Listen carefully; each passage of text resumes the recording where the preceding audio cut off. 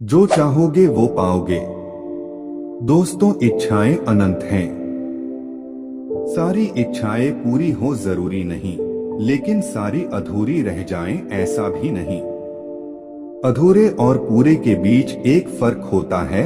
आपका कर्म एक बड़ी प्रेरक कथा है। इसे अंत तक सुने। यदि पसंद आए तो आपने मित्रों को शेयर जरूर करें। चलिए पहले कथा सुनते हैं। एक महात्मा जी नदी के किनारे बैठकर सुबह सुबह आवाज लगाया करते थे, जो चाहोगे वो पाओगे, जो चाहोगे वो पाओगे। उनका प्रतिदिन का कार्य था। नदी पर स्नान के लिए आने वाले लोगों को लगता कि बूढ़े होने के कारण शायद महात्मा जी पागल हो गए हैं। ऐसा बोलते रहते हैं। सभी उनकी बात का खूब मजाक उड़ाते, कोई ध्यान न देता, पर महात्मा जी तो सारी बातें अनसुनी करके अपनी आवाज लगाते रहते। एक दिन आदत के अनुसार महात्मा जी सुबह सुबह आवाज लगा रहे थे, जो चाहोगे सो पाओगे, जो चाहोगे सो पाओगे। वहां से गुजरते एक परदेसी ने उनकी आवाज सुनी तो ठिठका। आवाज सुनकर वह महात्मा जी के पास चला गया। उस परसेदी ने पूछा, महाराज, आपको मैंने जो चाहोगे सो पाओगे कहते सुना। क्या आप मुझे वह दिला सकते हैं जो मैं जो चाहता हूँ? महात्मा जी तो तैयार ही थे। हाँ बेटा, तुम जो कुछ भी चाहते हो मैं उसे जरूर दिला सकता हूँ। यही तो मैं रोज कहता हूँ। तुम्हें जो चाहिए सब प्राप्त करा दूंगा, बस मेरी एक शर्त है। युवक ने कहा, महात्मा जी, अगर आपकी किसी शर्त मानने से मेरी मनोकामना पूरी हो सकती है तो मैं आपकी हर शर्त मानने को तैयार हूँ। बस आप मेरी इच्छा पूरी होने का रास्ता बताएं। क्या करना होगा मुझे?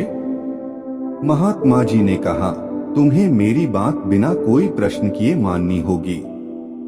जो कहूँगा उसे पूरी तरह मानना होगा।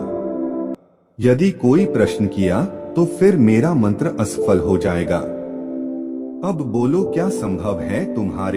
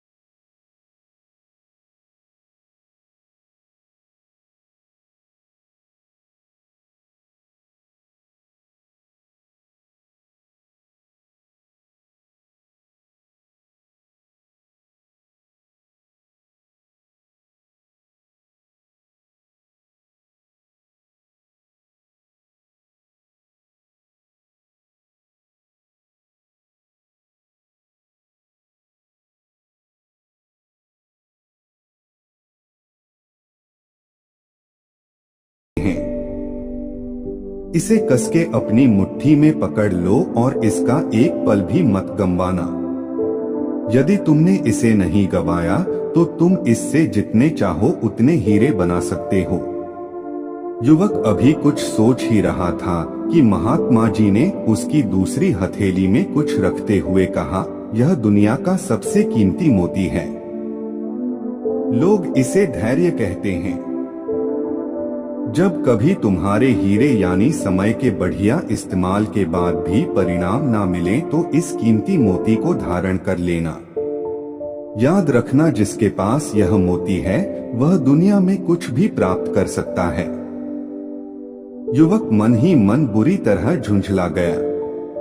उसको पहले तो महात्मा के आचरण पर क्रोध आया था, लेकिन उसने गंभीरता से सोचा तो उनकी बातें सही लगी। उसने महात्मा जी को वचन दिया कि अब से वह अपना समय बर्बाद नहीं करेगा और हमेशा धैर्य से काम लेगा। वह विदा लेने के लिए उठा। महात्मा जी ने कहा, मैं तुम्हें 4 वर्ष का समय देता हूँ। 4 साल बाद आकर मुझे बताना कि मेरे दिए हीरे मोती से तुमने क्या कमाया। जो युवक कुछ पलों पूर्व झुंझला रहा था, अब उसमें आत्मविश्वास झलक रहा था। उसे लगा कि एक फकीर महात्मा को उस पर इतना विश्वास है, फिर उसे स्वयं पर क्यों नहीं हो रहा।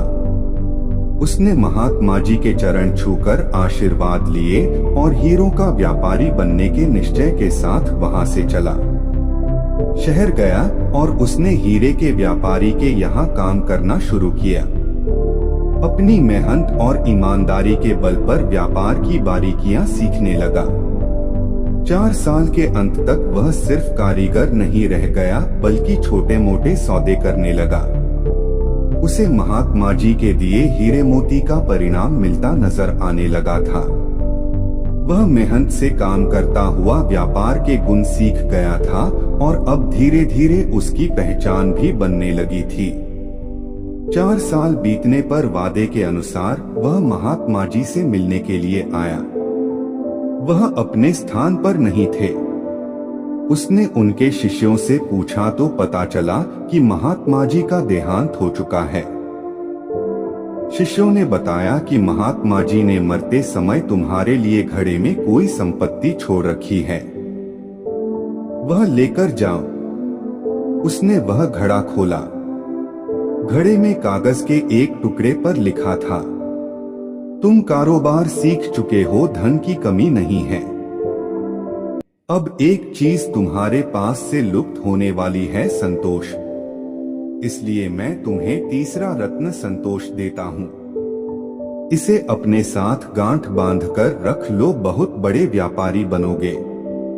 महात्मा जी के 3 रत्नों की सहायता से वह युवक एक दिन खुद भी हीरे का बहुत बड़ा व्यापारी बन गया। तो दोस्तों, आप इस कहानी से क्या सीखे कि समय के साथ मेहनत और धैर्य ही सबसे बड़ा मंत्र है। दोस्तों, मैं आशा करता हूं कि आपको ये कहानी पसंद आई होगी। वीडियो को एक लाइक और चैनल को सब्सक्राइब देना। चलिए मिलते हैं अगली वीडियो में। जय हिंद, जय भारत।